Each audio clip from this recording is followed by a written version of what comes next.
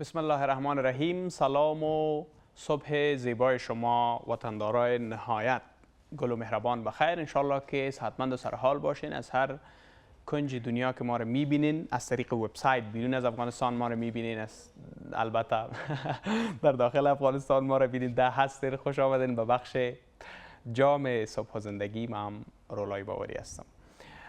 البته همکارا گفتن که در هر گوشه دنیا که بیدین ده هستن، بله، یا کنج یا گوشه فرق نمیکنه. بعد صورتش در این بخش از برنامه هم مهمان داریم و دو قهرمان را با خود در برنامه مهمان کردیم، یا به اصطلاح دیگه دعوت کردیم ازشان که درباره قهرمانی های آخری که در لیگ برتر پهلوانی افغانستان کسب کردن همراهشان بیشتر صحبت کنیم. پهلوان مرتضی ایوبی و پهلوان زید صالحی، دو تن از قهرمانان لیگ برتر پهلوانی افغانستان در این بخش از برنامه مهمان ما هستند. بسیار خوش آمدین. سلام علیکم و رحمت الله. مرتضی ایوبی هستم، عضو تیم ملی کشتی افغانستان. ماشاءالله. و عضو تیم ستاره ها. بسیار عالی، خوش آمدین به برنامه. زید جان شما؟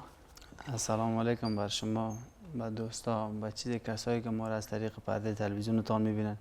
انشالله که عکس‌ها خوب آغاز کرده باشه. ماشاءالله. من تو سرحال و پر انرژی هم که هستین، اما تمامی که شما رو در این وقت صبح میبینین بدون شک وام انرژی پیدا میکنن. خب زید جان، خودت اول از خودت کمی برای هموطنان معلومات بده که چقدر وقت میشه پهلوانی میکنی، چند مسابقه را پیش از لیگ برتر پهلوانی افغانستان البته انجام دادین، چند برد و چند باخت داری؟ گفتی که کمی معلومات بده. زید، اسم من زید است، فرزند محمد اعظم. کلب نوری تمرین میکنم پیش استاد نجیب الله نوری. بسیار خوب. از به تیم ملی افغانستان که مدت 9 سال میشه که عضویت دارم. دیگه فعلا در تیم ستاره ها، فعلا عضویت تیم ستاره ها را داریم تحت نظر اکرام الدین رحیمی. بسیار خوب. دیگه تقریبا 5 باخت دارم. 4 تاش خارجی است، 1 تا داخلی است. 4 باخت.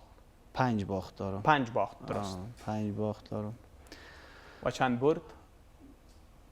با خدا نمیفهم. چقدر بردی؟ از دستی که زیاد بردی؟ نه، زیاد دستی که زیاد هم نه.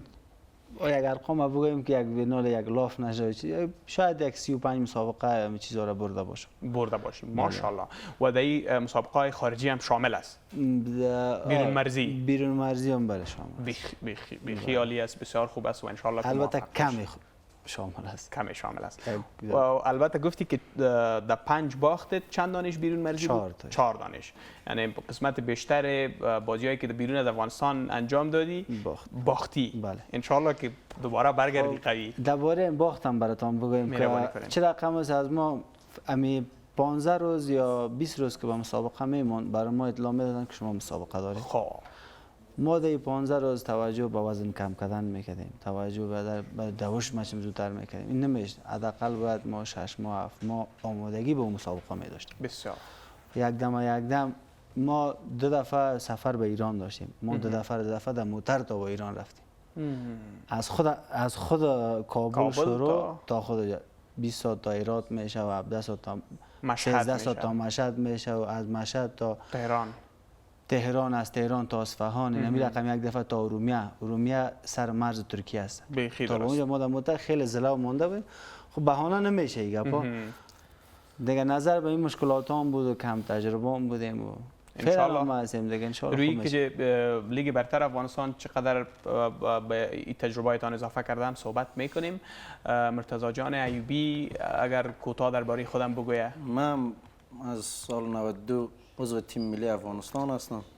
دیگه در مجموع 3 باخت داشتیم. دیگه ما گفته پهلوان بردار نمیشه آدم تخمین بکنه، اما قدری که هست دیگه به اندازه نمیشه که عدد برش بدی.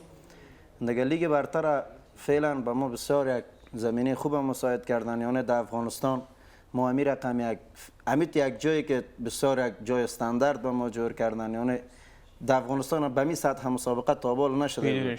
چند دوره من خودم عضو تیم ملی هستم، به این سطح مسابقه نشده بود. خداوند خیرشان بده، دعا میکنیم ما هم در حقشان.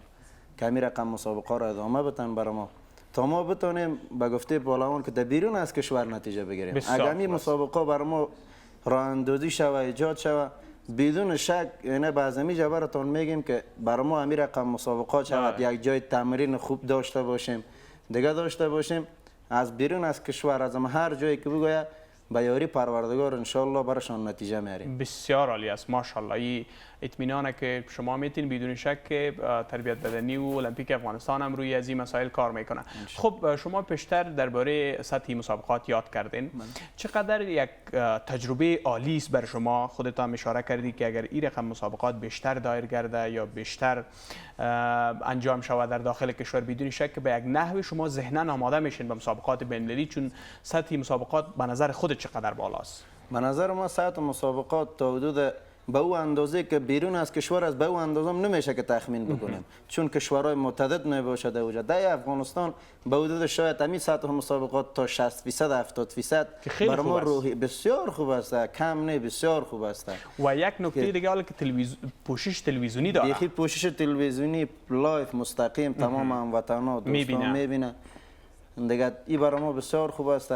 تشکری میکنیم از خود شما، از تلویزیونتان که همین برنامه را از کسانی که در فدراسیون ماست برای ما ایجاد کردن، راه اندازی کردن. دیگه به امید پیروزی تیم ما که تیم ستاره ها است که ان شاء الله بتونیم در اولین فصل لیگ برتر آریانا همون نتیجه اوله که همون جام قهرمانی است ما بگیریم. خب بخیر. پهلوان زید چی میگه درباره سطح برگزاری مسابقات؟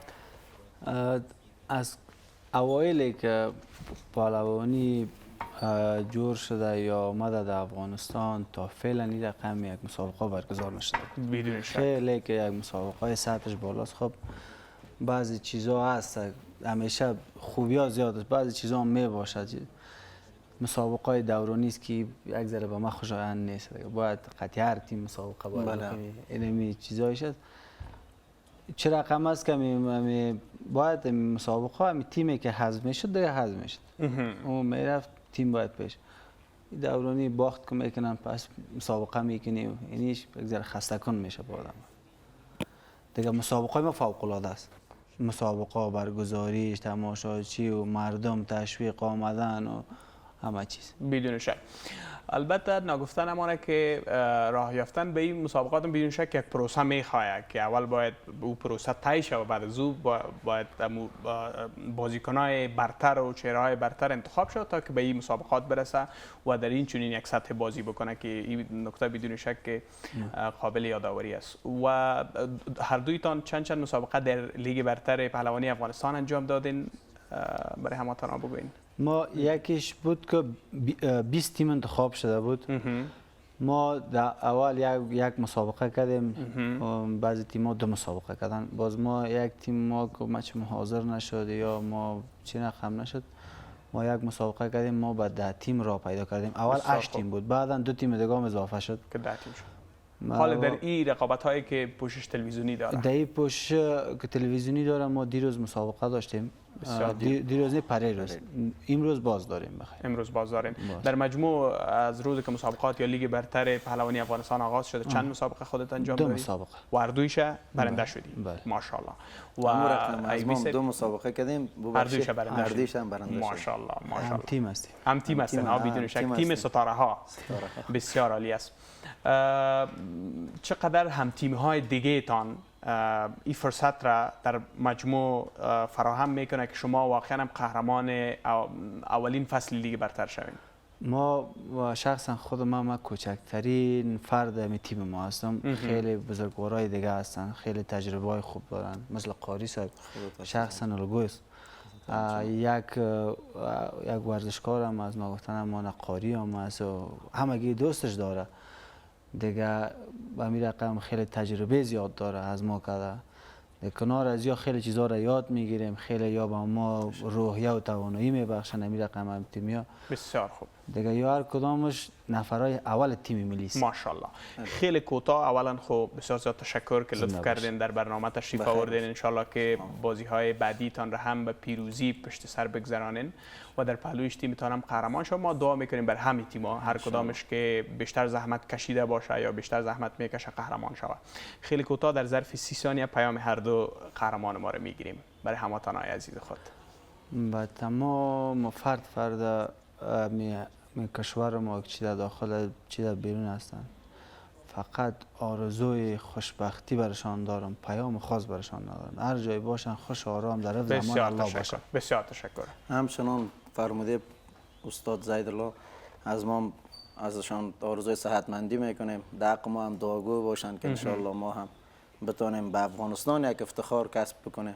سلام علیکم و رحمت الله. مرتضی ایوبی و زید صالحی، پهلوانان اولین فصل لیگ برتر پهلوانی افغانستان، سپاس از حضورتان در برنامه. تشکر. خیر باشید. تشکر از شما بیننده های عزیز ما که همیشه ما را میبینین از پرده تلویزیون آریانا. تا شنبه البته که باز در خدمت شما قرار میگیریم. ما از طرف خود البته خداحافظی میکنم و انشالله که جمعه خوب را سپری بکنین. وقفه داریم، در ادامه هم برمیگردیم و با شما هستیم و همکار ما خیبر الکوزی بخش را براتان تقدیم میکنم.